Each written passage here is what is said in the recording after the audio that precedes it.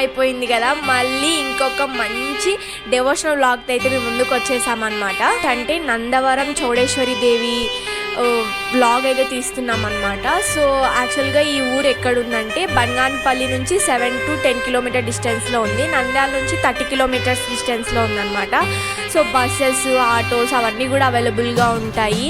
ఈజీగా మనము నందవరంకి అయితే వచ్చేయచ్చు అనమాట. సో నందవరంలో చౌడేశ్వరి దేవి ఆలయం అనమాట. సో చౌడేశ్వరి దేవికి మరొక పేరు కాశీ విశాలాక్షి అమ్మవారు అని అంటూ ఉంటారు.